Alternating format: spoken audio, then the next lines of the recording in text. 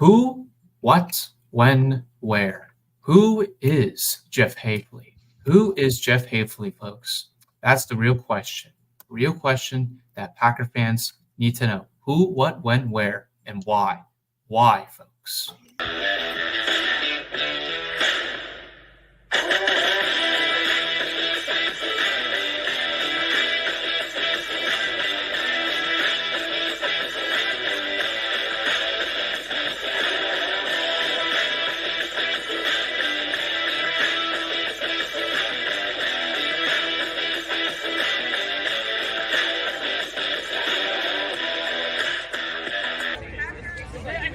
This is Tom Grossi, and you're watching the PackReacts podcast. Let's go.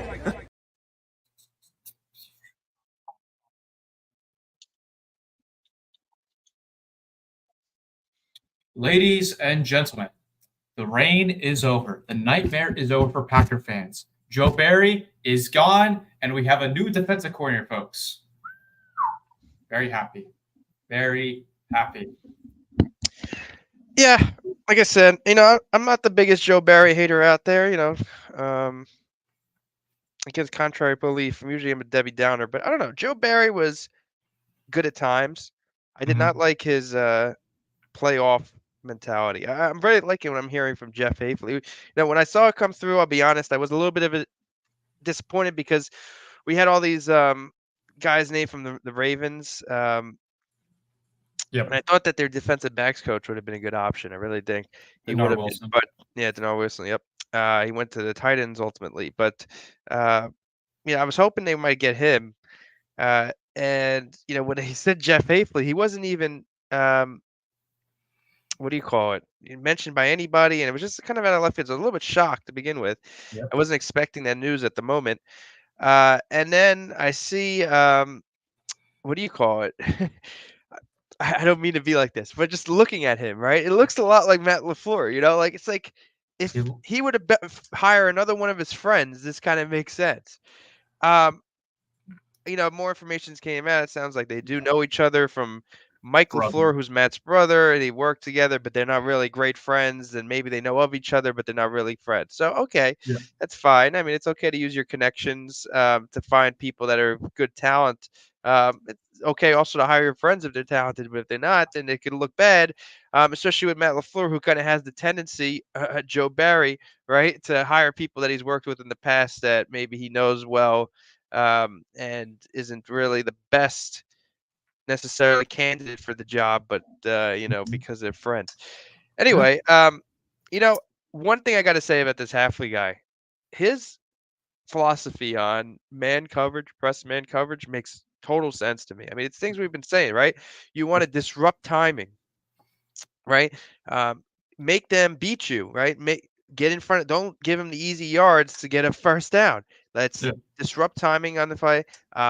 What do you call it? Get pressure on the quarterback. Force them to make a play. Sometimes, if they're the better team and they beat you, tip your cap. What you cannot let happen is kind of what happened in San Francisco, where you need to stop, and you just let them dink and dunk and waste time. Like the Packers should have been playing press coverage that last drive. Absolutely. When they let the 49ers go down the field. Because think about that. I think we talked about this in the past, but if not, I want to talk about it on the podcast here, Jeremy. And I want to get your thoughts on this too. So what's the worst case scenario in that situation? The worst case scenario is exactly what happened, right? They get a touchdown, but not in the way of, a deep pass, kind of like in the NFC Championship game against the Buccaneers right before the halftime, right? That's the time when you want to dink and dunk, because if they dink and dunk, they're going to waste too much time. They only have like 30 seconds left before the half, and then they either get a field goal or just run out of time, right? If they go deep in that situation and get beat, like they got beat in that, and they get a touchdown, well, now we just got screwed. We gave up points before the half. So that's the time to dink and dunk. That's the time to play off, right? Yeah. But in this situation against the 49ers, right, they had the ball with like 5 minutes left, right? So if they go deep and get it to you in 2 seconds, oh, damn, that sucks, right? They scored a touchdown. But we get the ball back, and we're only down by 3, and we could either score a field goal to win or to tie, or touchdown to win, right? And then we have the time on our side now. The other way, they have the time on their side where if they go all the way down the field, dink and dunk, take all this time and score a touchdown with 30 seconds left, 40 seconds left, i.e., what happened, right? Now we're screwed because now we're down, right? Mhm. And we'd have to like make a miracle to come back. So that's the time to press coverage. Disrupt, right? Because if they beat you over the top, oh well, you scored a touchdown, but now I still have 4 minutes left, right? So that was the time to get beat off the top, right? Mhm. Not to dink and dunk and basically have the worst case scenario happen.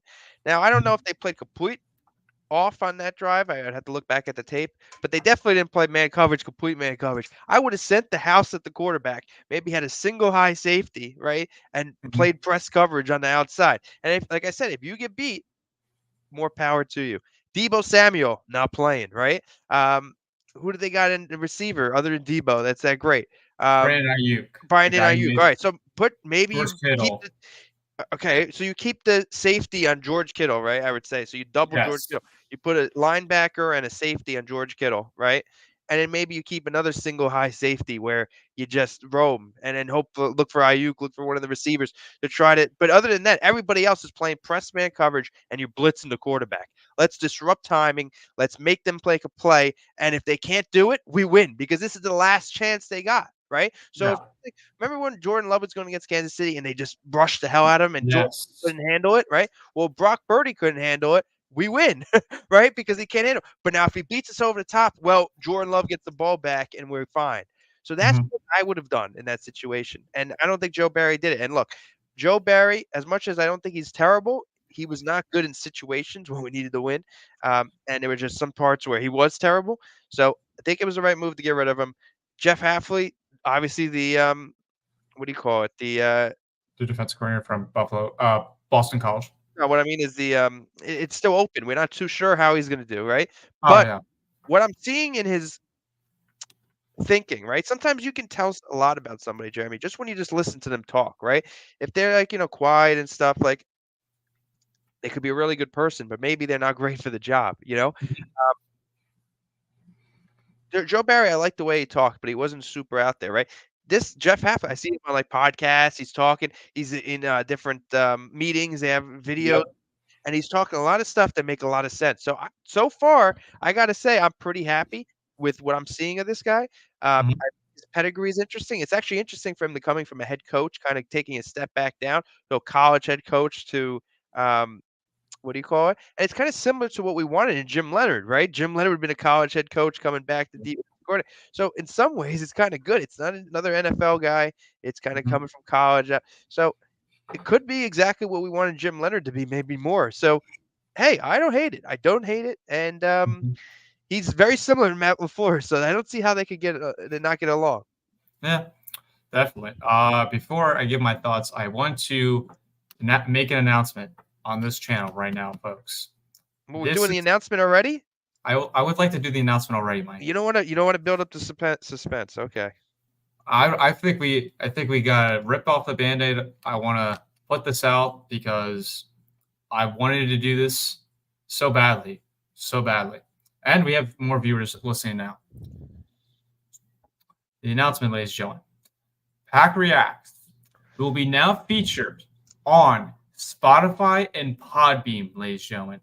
All you have to do is download the app and you can go look up PackReacts and you can find and listen to it. And if you don't want to watch us live, we will have the video and you can watch it on your own time instead of 9 p.m. folks if you don't like night shows. But that's where we're at, folks. So that's the huge announcement that I like to announce. Podbeam and Spotify, ladies and gentlemen. So you can go check out. And we already had our first episode, I think I put out today. Just a shout out. That's all Jeremy right there. Jeremy's doing the. What, you have to do editing for that, No, or I no? just have no, I have to convert. I just have to convert this stream after it into an MP3 file, and then I just upload it. Okay, there you go. So But it's not too bad, right? We probably should have done that a long time ago. But we should have. thanks for taking the initiative there. Jeremy's the guy here. Without Jeremy, we're doing nothing. But yeah, yeah. no, that I think that's great. I was listening to it actually at work today. I was listening to the podcast, so it's Yeah. easy. It makes it easier for people than necessarily go on YouTube or Twitter is Yep. easy to catch live, but it's sometimes easier for a lot of people use Spotify. So definitely check us out there. We're gonna put the information on the Twitter later. Yep. I was waiting to make the announcement live on camera. We got 6 viewers right now, so yeah, Yeah. definitely check us out on Podbean and Spotify. We're going to Yep. be posting everything there. Definitely. We are. And another announcement I like to make short of, but this is really not for PackReacts, but this is for my channel wise, is if you want to listen to me on the radio, like I've done on my college radio, because of the time constraints and time slots that were difficult for me and my hosts to do, 1 p.m. on Wednesday is when we will be doing our radio shows. So that's what I like to say there. 1 p.m. on Wednesdays is my radio there. And that's if you want to listen to 88.1 FM, York College Station, if you want to listen to that. So there's that. And then I thought I had something else I had on my mind, but I'll think of it later. It'll come into back of my head. But yeah. Yeah, if, I want to listen to the radio show. Can I come in as a special guest in the radio show? We still have to figure out Collins. Yeah, we still have to figure out the call-ins such. We figured it out, but it's like we have to like make sure it's on speaker and all like that because we don't want it like you call in and the audience doesn't hear you and we can only hear you through the phone. So we have to figure out the speaker part, which I think we have that down, but we gotta test it out real. I gotta show you something. I was in my roommates had a college what do you call it? Radio show, and I did it once or twice, I think, but I wasn't on it all the time. They did one where they had a fake call in from the guy from the Cubs, the fan. Sorry. So in the World Series where he Steve Bartman, I think Oh his name yeah, was. yeah. When he caught the ball. So anyway, they had like Steve Bartman calling, but it was really just my roommate's friend, right? And there's a bunch of YouTube comments, and they're like, "That's not Steve Bartman. You guys are lying." And like there's like 15 of them. It's like it's the worst video I've ever watched. Like I thought that was actually Steve Bartman. And it's just a bunch of kids in a college radio show. I got to send you the link. But yeah, that's good. Now keep up the good work with the radio show. I think that's cool. Yep. So we'll be doing that, and also, that was I found it came back to my head. I will also be streaming the Super Bowl this year, folks. After the votes, really? I will be live streaming the Super Bowl this year. I will be live streaming it this year. I don't know what I'm doing for the Super Bowl. Maybe I'll join you. You can join me if you want to, Mike. I'm just gonna be. I might be a little more happier about the halftime show. I might be a little happy because last year I was not a fan of the halftime show. I got to see what I'm doing, but maybe I'll join you. All right. So, yeah, that happened. And let me get my thoughts here for our new defensive coordinator. And then we're going to be shifting back because I forgot to mention this for the intro as we're PackReacts folks, as Jeremy Hadler, Mike Ariano here. We're going to be going through the coaching aspect here of defensive corner with our new guy, and then we're going to be shifting back a little bit to the 49ers Lions game a bit, and then talking a bit about the offseason. If you did not catch the Brian Gutekunst's press conference today, it's a good video to go watch out there. It's a good breakdown video. But my thoughts, ladies and gentlemen, about Jeff Hafley. Well-respected coach across the football field. He's done very good, is from what I've heard. Now, his resume, folks, from what I've looked at as a coach. He was the running back coach in 2001 with WPI. He was with Albany as a defensive assistant for 2 years, then became the defensive backs assistant for 2 more years, then was a defensive assistant for Pittsburgh for 2 years, then defensive backs coach 3 years with Pittsburgh, so kind of back similar to Albany. Then he's with Rutgers for 1 year, defensive backs coach, then got into the NFL with the Bucs in 2012 as an assistant defensive backs coach, then got promoted to defensive backs coach. So you went to Cleveland for 2 years, same position, then went to the 49ers for 3 years. Interesting fact, though, with San Francisco, he was the only staff member left from the Chip Kelly era in 49ers that Shanahan kept. So that was the interesting thing. And then he went back to college with Ohio State. He was the defensive coordinator for a year, then became the head coach for Boston College since COVID, and now he's the Packers defense coordinator now. Now, the interesting things that stick out to me, he worked under Matt LaFleur's friends, I like to say. Shanahan, Saleh, and he also worked under Mike Pennington. And the things that really stick out to me with him is he loves press coverage and aggressiveness. The three things that he is very key about with press coverage is disrupt timing, challenge the receivers and the quarterbacks, and eliminate the route tree. Eliminate the route tree like you would see Devontae Adams, one of the best route runners in the field. So you gotta eliminate that. Also, interesting fact, he worked alongside Packers offensive coordinator Adam Stenavich when he was with Shanahan in San Francisco. Also coached current Packers inside linebacker Isaiah McDuffie when he was in Boston College. That's right. Interesting statistics I'd like to bring up. When he was at Ohio State in 2019, he had the best defense in college. Helped the Buckeyes win the Big Ten, make an appearance in the college playoffs. Rankings, folks. He was first in yards per play of allowing, second in total defense, first in red zone defense, third in scoring defense and sacks, seventh in rushing yards allowed, second in passing yards allowed. And give you statistics there, folks. 13.7 points per game allowed, 260 yards per game total defense, 156 passing yards allowed, 104 rushing yards allowed. So that's pretty good there. Then 2021, when he was with Boston, ranked third nationally in passing yards allowed. Ranked, what else I had? Allowed 173.5 per game with that passing yards. Top 30 nationally in total defense, red zone defense, first downs allowed, third down percentage, very big thing for the Packers. Team passing efficiency and defensive touchdowns. Another thing that I think will help us out for the Packers, and Mike will appreciate this, is discipline.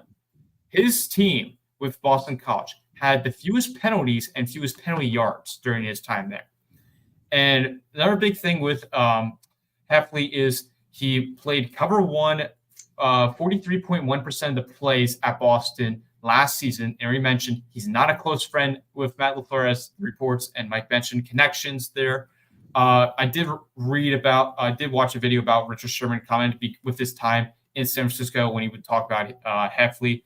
He said, I think Hafley is a great coach that focuses on the details, always has a great game plan and adjustments. His team will see the looks they will see on Sundays throughout the week and he's going to be a great fit. Now, the things that are completely different than Joe Barry, more aggressive, and we're going to be seeing that. And he runs a 4-3 defense. However, I think it's going to be switched up a bit. I think he's going to be adjusting, but I think this is the first time we're going to see a 4-3 defense since before Dom Capers was the defensive coordinator for the Packers. So I think if we're going to see 4-3, we're going to see a lot of adjustments. As Mike mentioned, he likes to play a lot of adjusting to do it there and scheming-wise. Yeah, that's some great stats there. Thanks, Jeremy. I don't have any of that. But what's interesting, I'm looking at his Wikipedia right now. He went to Siena College where he played wide receiver from 97 to 2000. Graduated with a bachelor's degree in history and then earned a master's degree from the University of Albany SUNY. So he's not a big college guy. He did play football in high school and college, but he never made the NFL. So he's a complete coach. And, he started at some small schools, WPI, like you said, Albany, Pittsburgh, which not terribly small, but Rutgers. And then he got to the NFL. And then obviously, like you said, he went back to Boston College as a head coach. Didn't have a ton of success as the head coach at Boston College. They were about, they broke even basically at 500, or 2022 they actually had a really bad season, 3-9. So, not a ton of success, but honestly, we don't need him to have a ton of success as head coach because he's only going to be defensive coordinator here. So if he's a good defensive mind, that's what we need him to be. And I'm liking what I see, like I said. So, look, I think it's going to be an interesting year. I think we have a lot of potential on the offensive side. We need to get more potential out of the defense because the defense has a lot of talent, and we're not getting the best out of them. So, can Jeff Hafley get the best out of him? Like you said, the discipline thing is a big thing to me. Not getting penalties, being disciplined is more of a reflection on the coach than it is the players, right? The players' job is not to discipline themselves. It's to play well, right? I mean, obviously, part of it is to discipline themselves, but the Yeah. problem with, and this is why, going back to a guy like Quay Walker, right? I always say I really like what I see from Quay Walker, right? Because Quay Walker, his job is to play hard, play fast, and get to the ball, right? That's what he does. He's really good at that. Where he's a problem sometimes is he thinks it's kind of too far. He crosses the line a little bit, right? And that's a fine line where, like, you want to play hard, you want to play fast, you want to go as quickly as possible and play your best ball. But you got to know also, hey, like, we can't also put our team in a bad position. So you kind of have to tone that down, right? Because you have all the adrenaline from playing hard, right? And I got to say, hey, I can't be, pushing guys from the sideline that are out here to help the team to get out of my Mhm. way. Like, that's not going to be cool. I don't know what else he did. He pushed some guy out of bounds, right? Isn't that what he did? He got Well, ejected. no, he pushed the guy out of bounds. He pushed the athletic trainer person. He Right, when he pushed. was inbounds, but didn't he do something Yeah, else before that? I Um, don't. I don't was it a remember that part. referee that he hit or something? I don't know. But He might have hit look, the. No, he touched the ref by he accident. touched the ref, yeah, which was kind of lame too. But hey, look, I don't mind that. But when it comes, obviously he can't be doing that. But I like the urgency. I like the what do you call it? The effort. Yeah. Where they need to get more out of him is on the coaching side. I guess say, hey, look, we know that you mean well, right? We know you mean well, but you can't be doing that, because what happens is, one, you get ejected, you're out for the game. That's not cool. Two, we And got a cost the 15-yard game. penalty and it could cost us, right? Yeah. So you need to know how to do it. And if you can't, if you do it again, we gotta sit you, unfortunately, right? Again, we Yeah. get that there's no intent there, but we can't be allowing that stuff to happen because it could really hurt us. And that's up to the coach to say that. And I think he's toned it down. I guess he doesn't have any bad intent. You could see that. Yeah, everything in him. He's a passionate guy. He has good. The problem is when you have bad intent. You got like a guy like Antonio Brown, right? Where he's just Oh, jeez. right, like he's a loose cannon. You can't have Yeah. loose cannons on your team, right? Quay Walker's not a loose cannon. He need he needs to find the fine line before crossing the line and, He's and, he's and got getting a right at the short edge of the temper. line, right? He's But got a we short want temper there. but we want him to be at the line, right? So you Yeah. understand, sometimes when you want somebody to be at the line, because that's what you're asking him to do, right? Sometimes they're going to cross the line because you're asking to be right at the line. So there's a fine line. And sometimes that mentality, right, of being at the line is like, well, I got to go past, I got to go crazy, right? So, like, we just need to rein him back a little bit. That's all. We just need to rein him back. Same thing with kind of like Jair Alexander. Although Jair Alexander is kind of taking it a little bit too far, where he's starting to become like an Antonio Brown, putting stuff on social media and all that stuff that's not necessary. That's not even like in the spur of the moment, kind of what Yeah. Quay Walker was, like the adrenaline. He's just kind of like now starting to become premeditated. Mhm. That's not great in my opinion. But Quay Walker is exactly where I think a guy like Jeff Hafley will come in. I don't think Hafley would be afraid to say, "Hey, Quay, you got to chill, man. Like, calm down. You're doing great, right? Play hard." But then when it comes to the extracurricular stuff, let it go. If the guy's in your way, whatever, just walk by him. You're an NFL player. He's a water boy. Who cares? You're much better than him, right? Like, just don't worry about it, right? Just live to make another play, and it just control yourself better. I think Mhm. that we're gonna get that from him. I think we're gonna get in the um, what do you call it? The crunch time. I think we're going to see our players really more on the same page, because I Yeah. think they're going to be getting better coaching and better um, just kind of direction during the Yeah. week, that they're going to be more cohesive group. Hopefully, Mhm. I'm hoping, but who knows? We've said this in Green Bay all the time, right? Like, we got a new defensive Yeah. coordinator. Something's going to change, and not much changes. So it also starts as it's a culture shift. We need a culture shift, because Yeah. you know, I don't know how much changes when a new defensive coordinator comes in. What they take from the old guys or what they take from the new guy. It's hard to change everything, right? Because when you come in, you got to think about everything that has the playbook has to change, right? The software you use has to change. The furniture you have to like, you know what I mean? Like, who knows what is wrong? Might not just be the defensive coordinator. It might be other parts of the organization that could be wrong, which is why you see the same organizations having success and the same organizations not having success, because it might be more than just the people. Maybe it's kind of just what happened over time. A lot of things happen over time. Mhm. Um, And it might not be the person in the position now. Maybe they're trying to make it better, but it's just there's so much stuff to kind of shovel that it's going to take some time, But I don't think we're in that bad of a position. I think on the offensive side, we're really on the up and up, Yeah. and I think um, Jeff can come in and really change his defense and give them the motivation they need to turn things around. Still not sure what's going on with Jair Alexander. I know Brian Well, Gutekunst's yeah, conference was today. He said they're not trading it. yeah. But they've said that before. They said they were going to trade Devontae. Devontae Adams, right? So, look, if the guy doesn't want to play for us and refuses to play, you're gonna have to do something about it. But who knows? Maybe he just wanted Barry out, and then this guy comes in. He's gonna like him. He wants to play. I'm not too sure.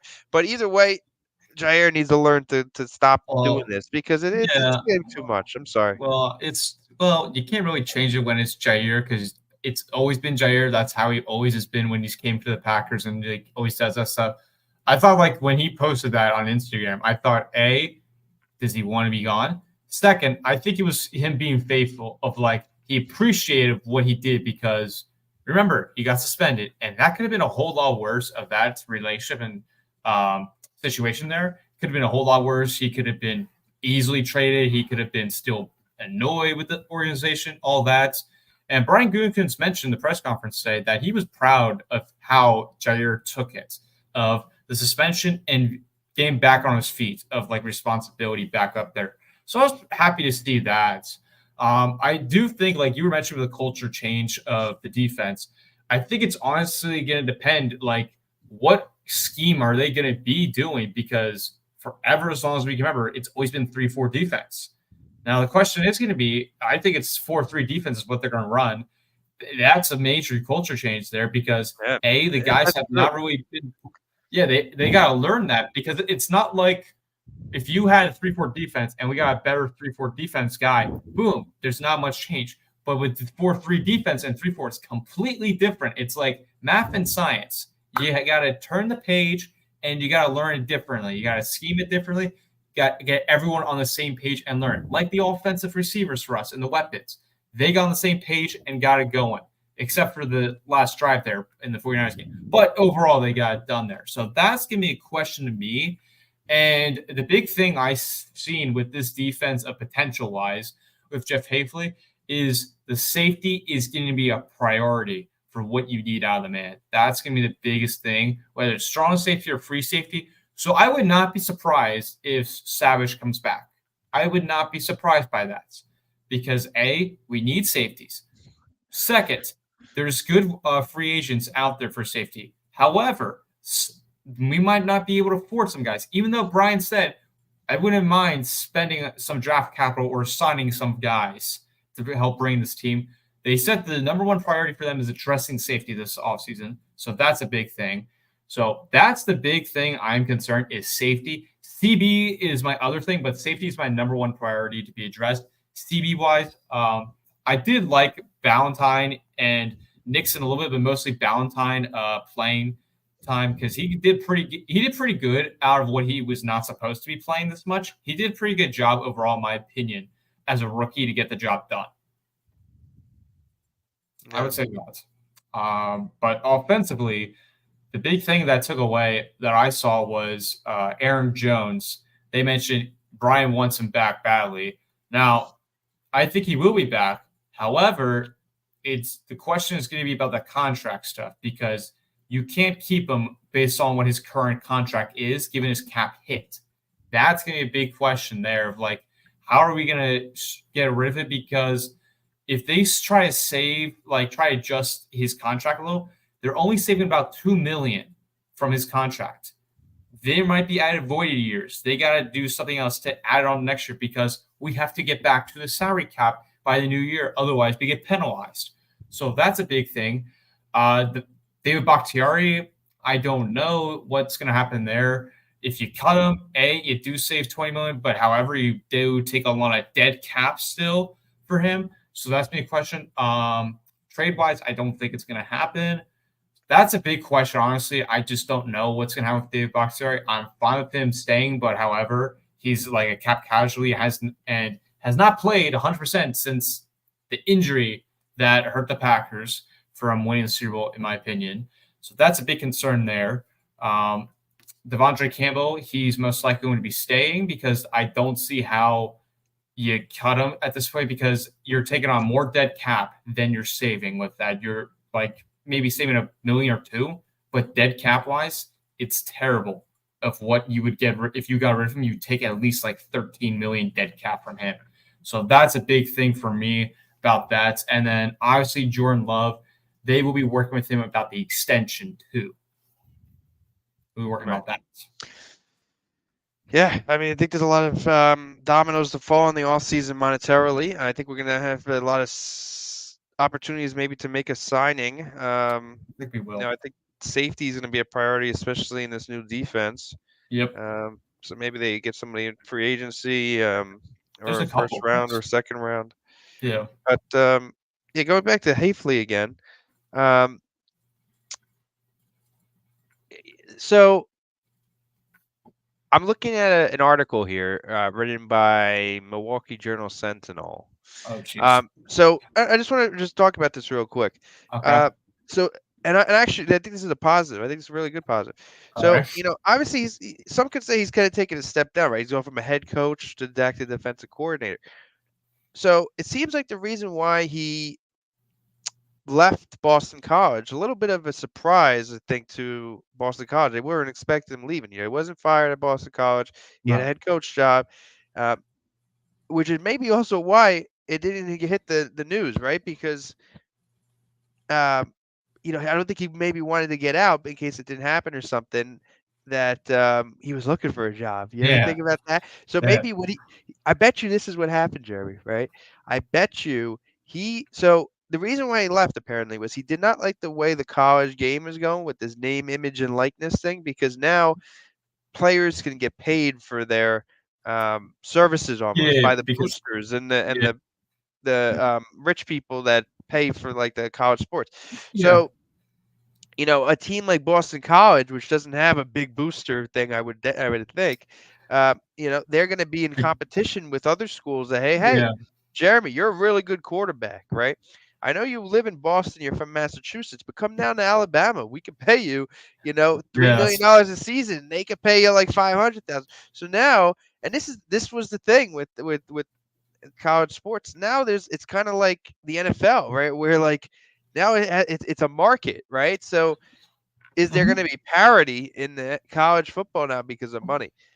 Probably not, right? Because whoever has the most money now, they have to almost create like a salary cap like the NFL does. So you might have teams in the NCAA where like there's a powerhouse because I mean they already have powerhouses, but now they're really going to have power because if they pay them, right? But what it can also do is it can create parity other places. Like you see like a team like University of Texas Austin is having a resurgence, right? Because they're paying a lot of players to go there. So what it could do is it could create actually more parity, but the schools that have a lot of money. So now it's pay to play. You know what I mean? So I think Boston College, although it's an expensive school to go to, believe me, I applied there. I know expensive. Actually, no, no, sorry, it was Northeastern. I applied. I didn't apply to Boston. But it is an expensive school to go to. No, sorry, I did. Sorry, I did apply to Boston College. I did not apply to Boston University. I did not use Boston University. There's a difference. University, I think, is the public school. College is the private one. So apologies. I did apply to Boston College. Very expensive, but it's a good school. But anyway, because of that, right? He can't really. But what he said was, "I don't want to be a GM, right? And how I'm gonna be a GM? I'm being a recruit. I have to recruit players. I have to GM. I have to figure out if I can pay them or not, because otherwise they're not going to come here, right? And now I have to coach too." He goes, "I don't want to do that anymore. I want to coach defense. I really like it." So I think probably what happened was, maybe he went to Mike LaFleur, and was telling him this. Maybe his friend, and he goes, "Hey, like the Packers have it open. Let me put you in contact with Matt." Either something like that happened, right? Or maybe he went to like a recruiter in like the situation and said like, "Hey, I kind of want to get out of Boston College. Keep this on the lowdown because in case I don't get a job, I still need my job here in Boston College, right?" So, I'm not going to completely quit, but if I could get another job in the NFL and it makes sense, I'll leave. I bet you that's what happened. That's why we didn't really hear anything about it. Well, yeah, definitely. The big thing, like you were mentioning about like the NIL stuff, I think the big thing that needs to happen, because it's kind of out of control of the NIL deals and such, is like how And when I did this, posting my video about the Packers Moneyball edition, if you did not see that, there's as I mentioned from the movie, there's rich teams, there's poor teams, and then there's 50 feet of garbage. That's Boston College of how much they have of salary cap. Because you look at all the big schools, Ohio State, Penn State, Big Ten, Alabama, LSU, Michigan. You look at all that. They have whatever they want pretty much and can get what they need because of the booster club and have more ability and more like attraction.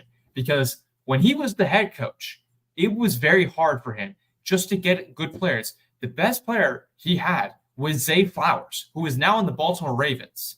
That was the only biggest recruit he really had. I mean, there were some other guys that were like offensive linemen and some other positions, but Zay Flowers, you don't expect Zay Flowers to go to Boston College. You would think maybe Alabama, maybe Ohio State of receiver school.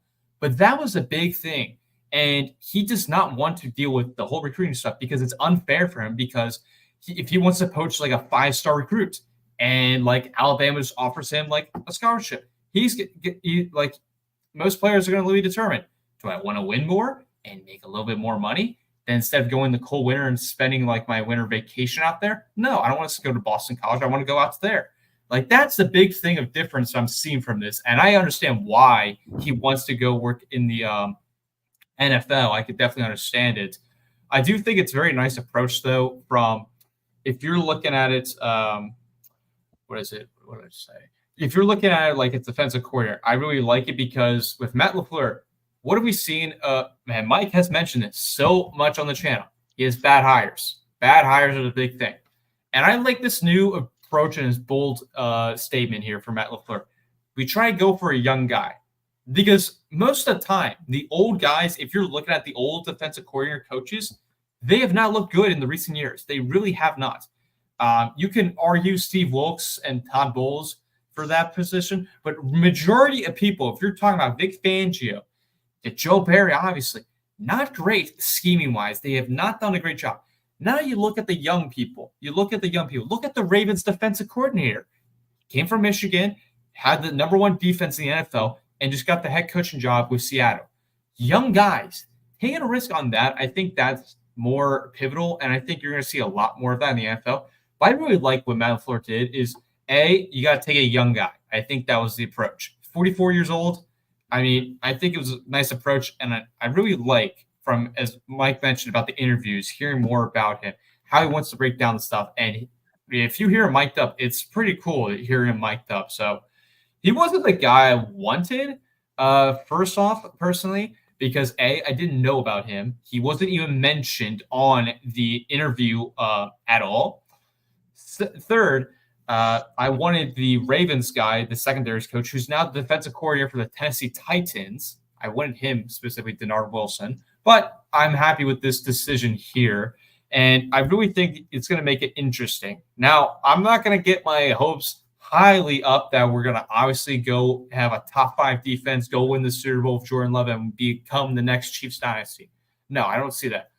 I just want to see, can he be good at the job? Can he get it done? Because strike one, Mike Penn, even though he kept him, he didn't hire him.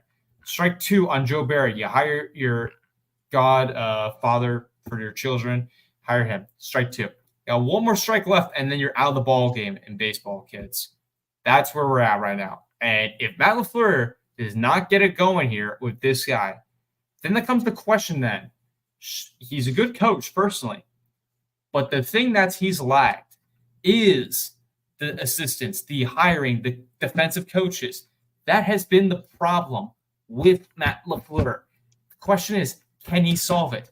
It's like with Brian Gutekunst. We all hated when Jordan Love got picked because we were so close, not Jordan Love specifically, but we were so close to winning, getting to a Super Bowl. We were so close. Now Brian's backed it up a bit. Can Matt LaFleur back this up here? That's the question, folks. That's my question. Yeah, I agree. I mean, look, the one thing that we're not too happy with LaFleur has been his hiring practices. He's messed up a lot of situations where he could probably got a better coach, and he brought in another one. Talking about special teams, we're talking about defensive coordinator, offensive coordinator. I'm not super in love with everything that Stanovich, I think, is decent this year. I think Stanovich is a good coach. I think he's probably a better offensive line coach than he is an offensive coordinator. But it's like a guy like Nathaniel Hackett. I think he's a good guy, but I don't know how great of a coach he is just because of every stop when he went to the Broncos, he kind of got exposed. And then the Jets, a lot of bad stuff coming out of him. And even when he was on the Packers, I didn't think he really was adding much value. Although he did, a lot Not of the the run game. players liked him. He definitely had Yeah. liked and I liked the gold zone, that kind of thing. The emphasis. I thought he was doing stuff and good there, but apparently he's all over the place as a coach. So, and he was definitely exposed in Denver. So, Oh yeah. um, you know, hiring's been suspect. It's been suspect It's for Matt LaFleur. There's no way you can say anything different than that.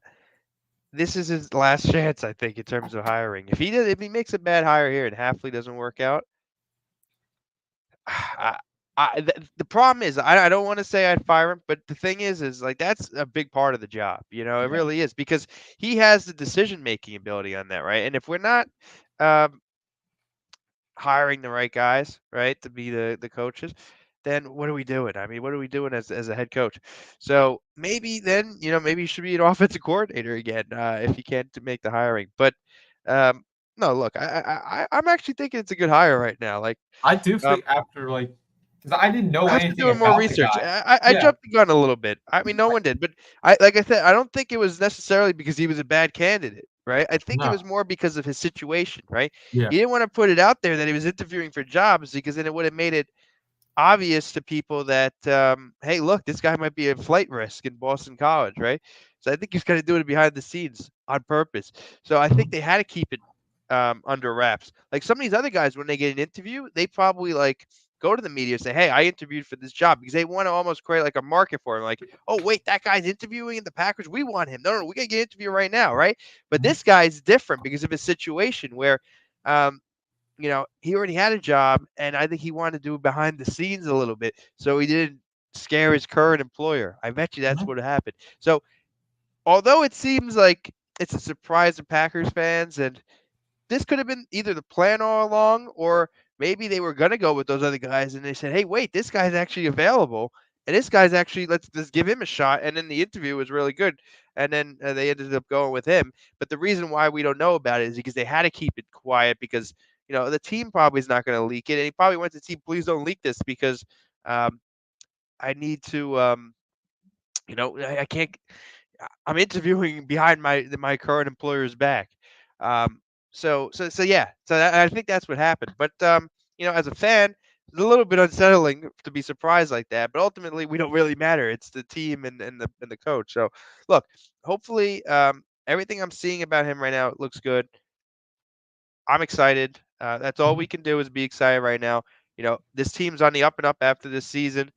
And hey, look, hopefully we got the right guy to bring us to the promised land on defense. Offense, I think we got the right guy in LaFleur, Love, Stenovich. So hey, um, we could be cooking with gas, but you know, it'll depend. It I would will. like to see Joe Barry come back, though. I would like to put that out there right now. If I Joe said Barry that. could come back as an inside linebacker coach, I'd be happy. Now Joe Barry does need to know his place now that he's not in charge anymore. If he thinks he's still in charge, that's a problem. And maybe I don't want him to come back because that could be a problem. But if he could just chill at inside linebackers coach, not have super go crazy, I would like him back because I think Joe Barry is a good coach. I think he's a good guy. He probably was just a little bit in over his head as defensive coordinator. Sometimes that's what people are, Jeremy. I was told this at work one day, right? If you're like a really go getter, right, like top performer, that's great, right? But not everybody needs to be there, right? Some people just No. kind of, they're like the lunch pail guys. They come in, they keep their mouth shut, they put their head down, and they do their job and go home, right? And it's it. If everyone's going crazy and try, you have like a fight on your hands. So Worlds collide. sometimes some people are like that, but the thing is, you don't want that guy in power, right? If the guy's in power is like that, then you probably have a problem, right? Because you can't put your decision making abilities in the guys that are just lunch pail guys. Mhm. But to like the grunt guys, all right, that's fine. Make him a lunch pail guy. Mhm. Well, Mike agrees with me, folks, as I called it with John when he was on. I said that about Joe Barry. If I said that, and then John quoted that on Twitter for me, that PackReacts said that. Yeah, I think Joe Barry's a little bit of a lunch pail guy, and I think he's more than that, but I also don't think he's. I think there's a ceiling of where he's at, and Exactly. hopefully Hafley's above this ceiling. But sometimes you have to admit when there's a ceiling, and if you want to get above that ceiling, you have to cut ties a little bit because otherwise you'll always be stuck at that ceiling if you don't. Exactly. Definitely that's yeah. But what was I gonna say? It's escaping Higher me right now. It's escaping me. coaches, scheme. We were rising up. Rising up, yeah. No, I don't know. It escapes me. Sorry. Okay. Well, we'll conclude from that part. We will move on to the next part, our last part of our episode, which I would like to say I'm very happy as a Packer fan. Unlike Mike, who rooted for the enemy, was the Detroit Lions lost to the Niners. Hey, you said that, Mike. You wanted the younger brother to win when you were on the last show. I was rooting for the Lions, absolutely. I don't.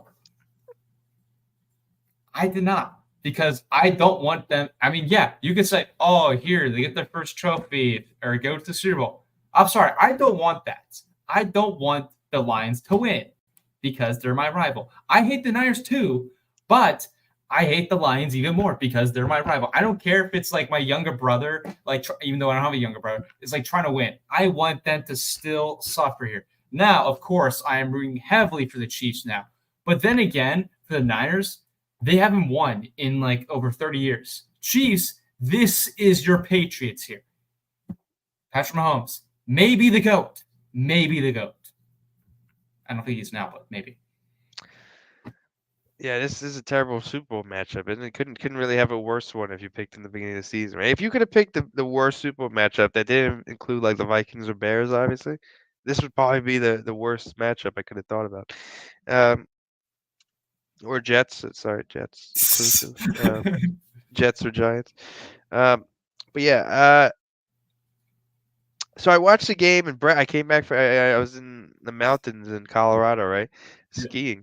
And I was worried if the Packers won, I would have to cut my day short. But I ended up actually, the game was at 4:30, so 4:30 there, 6:30 over here, right?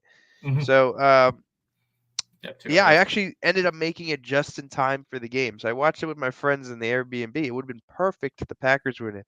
They could have all watched the Packers go to the Super Bowl, because we would have beat the Lions, and we would be talking right now about a Super Bowl in 2 weeks from now. Exactly. But unfortunately, we blew it against the 49ers just like the Lions blew it against the 49ers. Crazy. 49ers should not be here. They got outplayed twice in a row. Anyway, no, I was rooting for the Lions, and here's why, Jeremy. I don't really view them as a rival, I'll be honest. I know they're in the same they're in the same conference, right? But they've been so bad for so long. I'm sorry, same division. They've been so bad for so long. It's just kind of been easy. I don't know. It's just kind of been easy. That's the same. Yeah, but the Bears have historically had more success, and Vikings, to the Bears. Look, but who's your most hated team in the NFC North, right? Historically, it should be the Bears, right? But it's probably the Vikings, right? Because they've had more success recently. Yeah. Right. So me too. I would never root for the Vikings. The Bears, I would never root for either. But I'd root for the Bears over I root for the Vikings. If it was a NFC Championship game, Bears versus Vikings, I'd root for the Bears. And I wouldn't root for either, but I'd hope the Bears win over the Vikings. Sorry. But the Lions have just been so kind of mediocre and like non-existent that I really don't have the same hatred for the Lions. I'm sorry, I just don't have the same hatred. Now, if they were playing against another team other than the 49ers, would I rooted for the other team other than the Lions? Yeah, I would have, because they're in the same division. But the 49ers, man, I can't root for the 49ers. After all the games that we've lost them with Colin Kaepernick, when we were supposed to go to the NFC North NFC Championship game and we lost to them. Yeah. How can you sit there and after personally, right? Forget about the Packers. How can you sit there? Because once the Packers get eliminated, right, it becomes personal. It's not even about it's not even about the Packers anymore, because the Packers are gone. So who cares, right? Like whoever wins has nothing to do with the Packers. It has to do with your personal feelings at this point, what you're rooting against. Like during the season, I'm rooting for the team that's going to help the Packers, right? Because the Packers are still available. But once the Packers lose, I mean, who cares? Who cares what teams move? It doesn't affect the Packers, right? We're Packers fans, but once the Packers are out of it, you can still be a Packers fan, but there's no incremental value to rooting for somebody at once the Packers are out, right? It's just your personal preference at that point, right? So my preference after watching all those games and being heartbroken, all those games by the fucking 49ers. Sorry, excuse my language. But I'm not rooting for the 49ers. They just beat us last week in a ridiculous game that we should have won. No thanks. I'm not rooting for the 49ers. So I was rooting for the Lions, and I was all in on the Lions. Now, I would not hope that the Lions would win the Super Bowl, but hey, the Lions fans could deserve some happiness for once. But they blew it too, just like the Packers blew it. So 49ers get lucky again. They're going to the Super Bowl to play Shake It Off Mahomes. What's my tweet here? Let me see. I got to pull up my tweet. Well, the interesting fact, though, Mike, is that the Lions had blown a bigger lead than the 2014-2015 Packers against the Seahawks. That is what makes me laugh so hard at the Lions. Now, I would personally, I hated both teams watching this. Obviously, one was going to lose. It was terrible for me. However, I just find it funny that they blew it more. They had a bigger lead and blew it than what happened when we played the Seahawks on the onside kick. Yeah, no, they blew that game. They blew it. I don't know how they even lost. I kind of Dan stopped watching. Campbell. It was Dan Campbell. I blame him.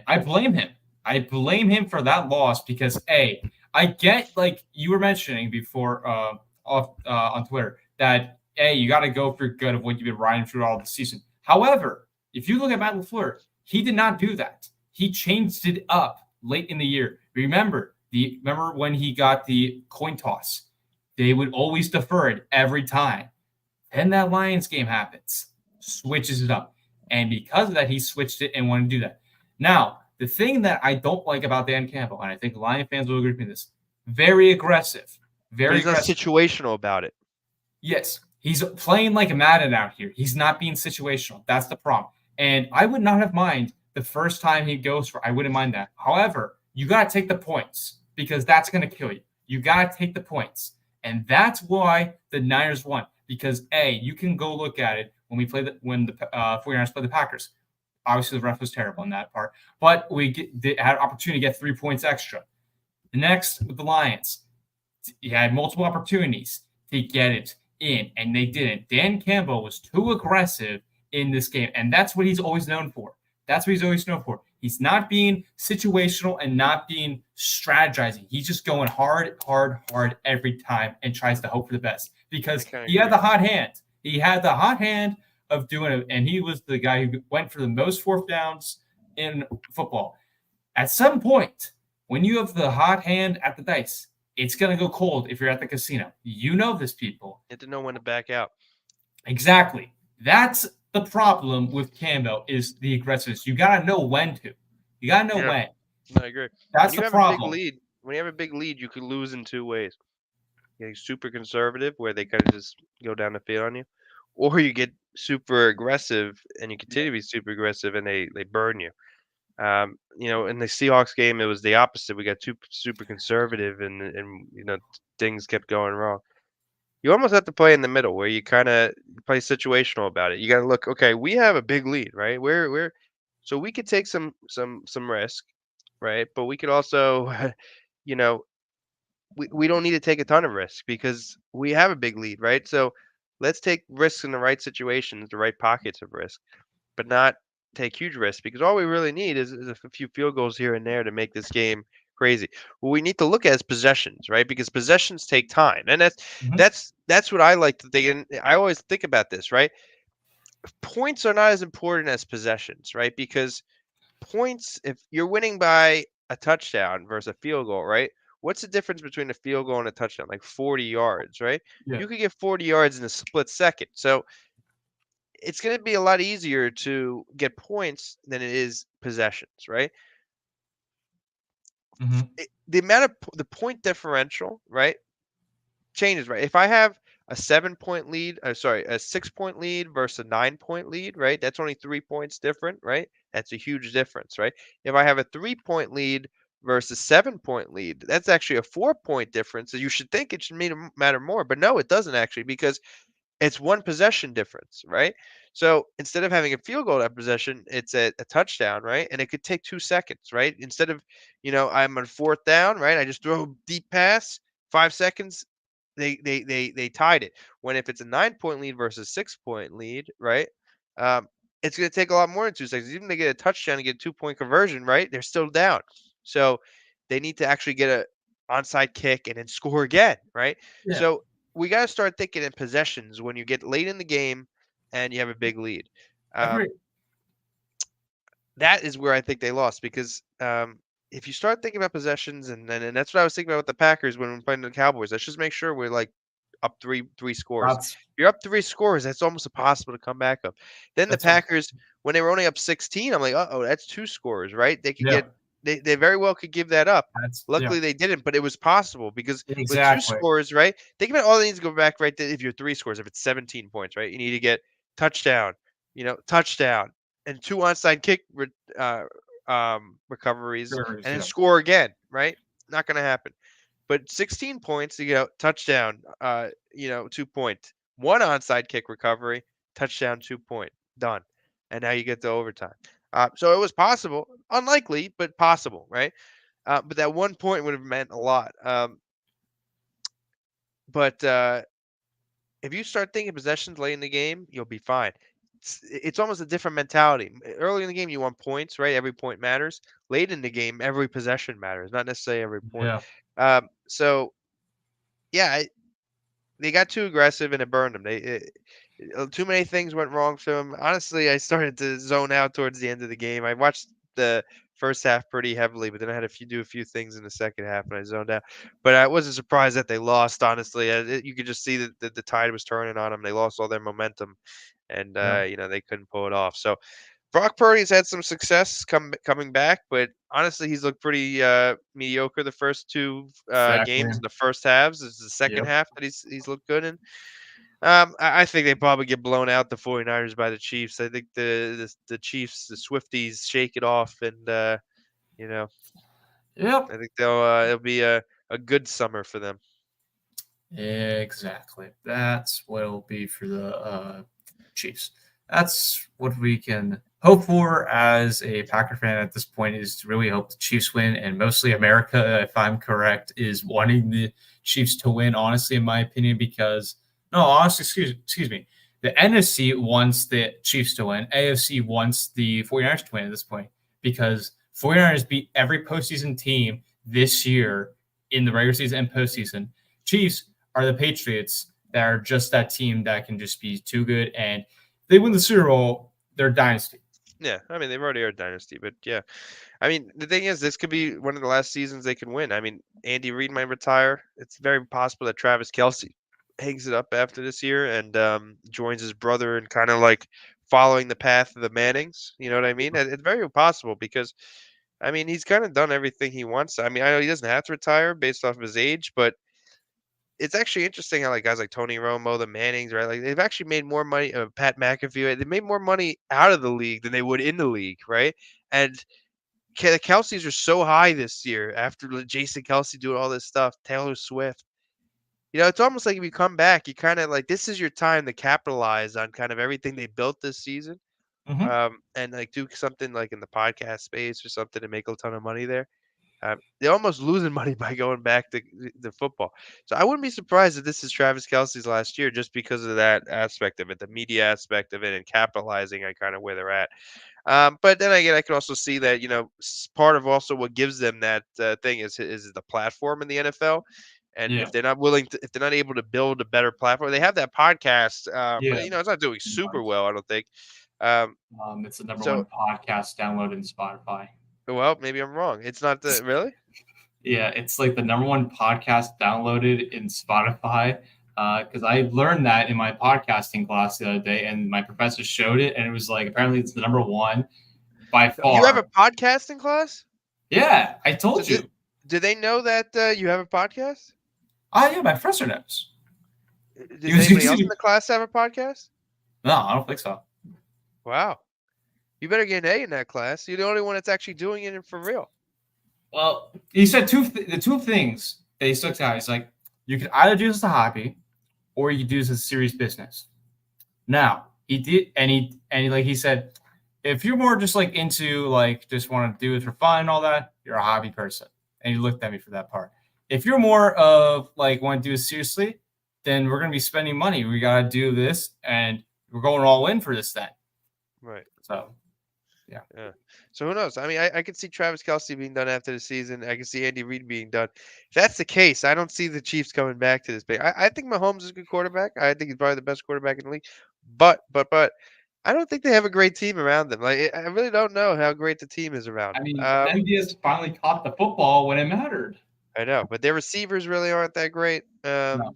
Obviously they have Chris Jones. That's They a have good piece. They have very good defense. It's top. I think it was top 3 in the NFL.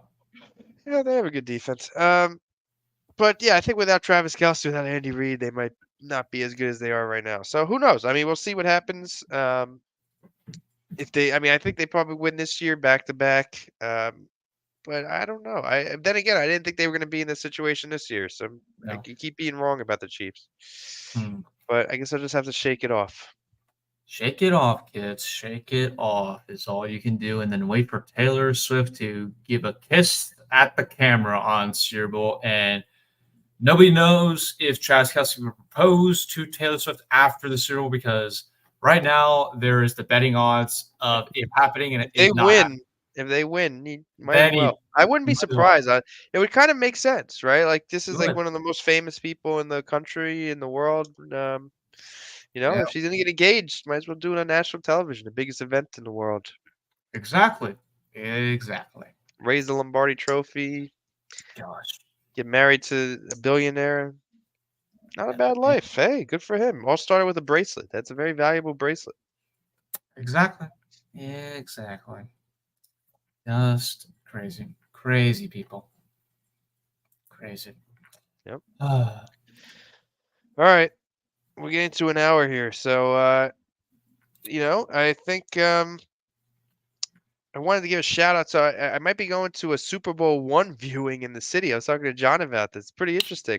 I don't know where what do you call it? They got this footage from, and if it's available anywhere else. Apparently, it's pretty rare footage.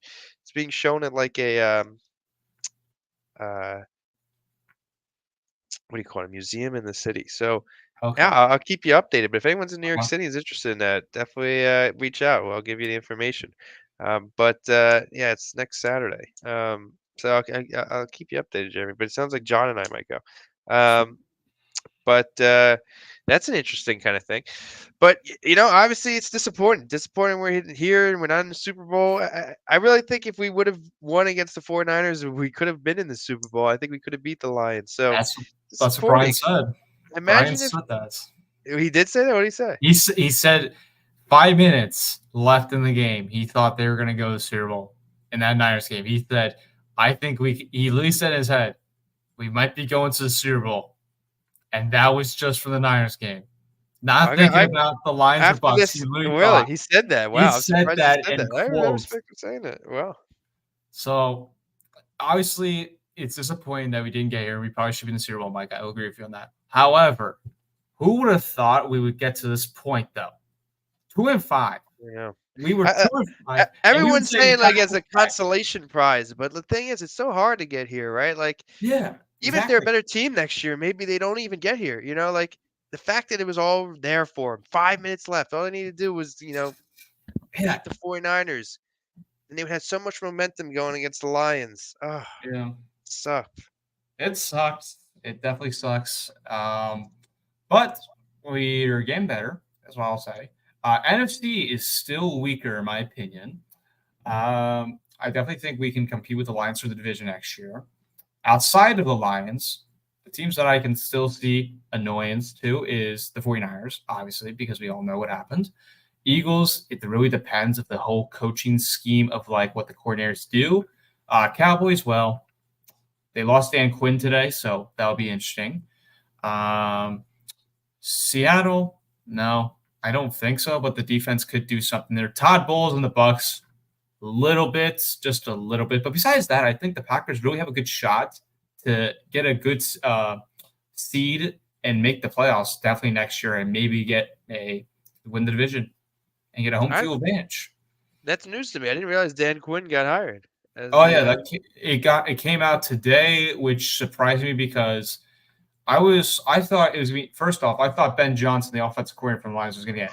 Then he said he wasn't willing to do a job, so then I got annoyed about that. And I thought Mike Vrabel would get hired. He has not. Him and Belichick did not get hired. That's really shocking. I thought one of those two would have been one of the guarantee guys to get hired. So I don't know. That's a bit shocking to me. The also fun part, though, which Mike will love this, is do you remember Cliff Kingsbury, sir? Yeah, he got hired as the offense coordinator of the Raiders. Exactly. So he's done from his vacation in New Zealand, folks, and Cardinals have paid him. Now he moves on to Oakland, Las Vegas time, baby, where he'll be rolling the dice and hoping for more money. That's it. So what was his contract? I mean, that was interesting. That's all I want to know. Very, very insane contract deal. I would have not paid that for that kind of coach. I would have not done that. But that's what happened. He signed a massive 6-year contract with the Cardinals. When did he? I believe 2019, 2020-ish. 2027 the contract runs out. So I guess he wanted another job. He didn't wait till the contract ran out. But I don't know how it works. You know, they might have to pay him the difference of the salary. They still have to pay. They still have to pay him because that's like with the Raiders. They had to pay for 3 coaches and 3 GMs, and they're still paying. Yeah, but I think they get a credit for what he's making from the Raiders. Probably. So yeah, so I think that's what it is. So if he's making like let's say $2 million and his salary there's $5 million, they got to pay him 3. The Raiders pay him 2. Yeah, I think that might be what it is. I'm not too sure, but I don't know. Yeah, it's that's the life. That's the life. If you want to get rich, right? Become an NFL head coach, right? Suck at your job. Like you want to get rich, but not too much. Yeah, and then just get fired with a lot of years left on the contract and go to Thailand with your model girlfriend. That's the life. Sounds good to me. Yeah, it does sound good. It does sound good. Before we head out, I'd like to give our last thoughts here. Mike, what are we looking forward to in this Packer offseason? Well, I'd like to learn more about Jeff Hafley. Hopefully, there's a news conference coming up pretty soon. I'd like to hear kind of what his philosophy is and his hopes for the Packers. So I'm looking forward to that. Number 1. Number 2, I'm also looking forward to this Gutekunst's press conference. I didn't get a chance to listen to that earlier, so I'm gonna be doing that after this. Very good. Thing. So I'll listen to that. But no, just in general in the offseason. I'm excited for free agency. I think we'll have some movement there. And hopefully, we get 1 or 2 pieces that could help us this season and get some veteran presence, which I think this team could use. I think I'm excited for the draft, of course. We're going to have a lot of draft capital, and, it's going to be interesting. I'm excited to see, hopefully, some of these players kind of work out during the offseason and just build the camaraderie that we had this season and don't let that kind of get stale. But yeah, it's just overall be interesting. And kind of looking to next season, it'll be interesting to see Aaron Rodgers on the field again. And this year where it doesn't really affect the Packers if they do well or not. So technically, if you want, you could root for Aaron Rodgers, Jeremy. He's playing the Vikings this upcoming season because we did not get 3rd place in the division. So he's not coming to Lambeau Field is what happened. So we luckily got out of Aaron Rodgers, even though it would have been probably a fun match to watch, but we don't face Aaron Rodgers. I would have liked that. I would have liked seeing that. I would have wanted to see it. And it would have been in Lambeau, right? It would have been in Lambeau. Yeah, that would have been a game that's expensive to go to. But yeah, I think it's going to be interesting. I would like to go to the first game again in New York when I went to that game. That game was insane. Like, I've never been to a game that was more loud than that game. They were so loud, the Jets fans. And it would be interesting to see it again. So I might try to go for Rodgers' first game next year because it was very exciting. Yeah. For me, folks, looking forward to the free agency. It's my favorite thing of sports is always seeing what we're going to do, and hopefully Packers do something in that. Draft, obviously, as you all know, we're going to be hosting the draft once again. We might be doing it with some other people too, as we always do. So that'll be a big thing there. Also, I want to see, like Mike mentioned, want to see the group just floosh it in of just have that love in there and just chemistry. Want that chemistry going there. The defense is really going to be my big thing I want to look for. Also, I want to see Anders Carlson make extra point field goals in this offseason. I need to see him improvement from this guy. Otherwise, him and Bisaccia can go home. That's one thing I wanted to say before we sign off. I thought John brought up a very good point last week. I kind of glossed over. It wasn't fully. I was listening to the podcast over from last week. So shout out to John for raising this. I remember bringing this up earlier on in the season. I don't remember, Jeremy. I said, kicker, right? You want to have a good young guy in there, right? Somebody that he could build for the future. But, right? If the Packers did have some success and made it to the playoffs, right? And the kicker is not really doing that great as a young guy, that might be the time to bring a guy like Mason Crosby back or a veteran in the playoffs, right? Use the whole season kind of develop him. You see not much out of him, right? Maybe cut him, put him on the practice squad, or sign a veteran to the practice squad and elevate him for the playoffs, because kickers in that position, it's not like you can't just you can take somebody off the street, right? It's a kicker, right? Like there's no like what do you call it? Learn the playbook, blah blah blah, right? Just kick the ball. Granted, now there might be some you need to get accustomed to the weather if it's in Green Bay, right? But you have to get accustomed to punter and the holder and all that stuff. But I don't know. Is Mason Crosby available? But no, because he's probably on a team right now, right? He was on the Giants. Last I checked, he was with the Giants, but I think he's a free agent because he didn't. I think it was just a 1-year kind of deal thing, if I'm correct. Yeah, it says he's a free agent. So he could come back to the Packers. So that should be the Packers' number one priority, kids. Let's see. So did the Giants cut him already? I think it just because it was like a practice squad kind of deal. The contract expired when the season ended on January 7th, 2024. So pretty much he's a free agent. But that would have been great. And it's exactly what I said at the beginning. Like, I heard John say it, and I wasn't fully listening, I don't think, on the podcast. I was looking at something else. And when I was hearing it back, I was like, wait, that's exactly what I said early on in the season. Like, that would have been the time to bring Crosby back and say, hey, look, Anders is all right. Like, I don't think he's going to be a long-term solution here. Well, we need a guy that we can trust in the playoffs. Let's bring Mason back for the playoffs, and not necessarily cut Anders, but maybe just put him on the back burner until next season, right? Would have been great for his confidence, but that's all right, because honestly, we're probably not going to bring him back anyway. So what we need is a guy that's reliable and experienced to what do you call it? To help us in the playoffs. And if we had a guy like Mason in there or somebody else, it would have been nice. I think it would have been good. So they probably should have brought in a vet to kick the playoffs. And it's funny because I remember saying exactly that in the podcast. I said there's a time to bring in a veteran late in the season, right before, if you have a chance to make the playoffs. If you're not gonna make the playoffs, who cares, right? Like we need a young guy that's gonna help us in the long run, and Mason Crosby's not that guy. But in the playoffs, we need somebody that's gonna make the kicks and has the experience. And Mason is your guy, or somebody else. Maybe it doesn't have to be Mason. It could be another what do you call it, vet. So it's unfortunate that they didn't do that, and that's on Brian Gutekunst. So yeah, it is a shame, folks. It is a shame, but we're going for this offseason happily, very happily, no drama this year, which is nice. So that's something I can look forward to, and not hear any Rodgers trade rumors or anything else of just with the front office or anything bad. Don't have to hear any drama so far now. Knock on wood for that, honestly. But we appreciate everyone tuning in once again here. We will start with Mike of where folks can find you. But before we do that here, I'd like to give the announcement once again, if you did not hear already, on Twitter and YouTube.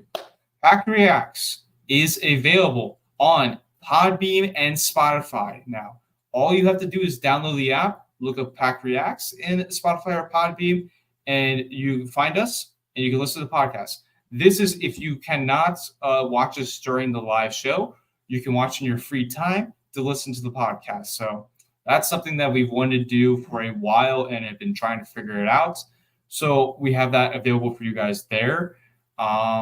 And yeah, so we have that available for you guys there. And we're trying to look at Apple Podcasts too, if we can get up there. But Podbean and Spotify are free to download, no charge for you whatsoever. So you can just go in and just pop in and listen to it.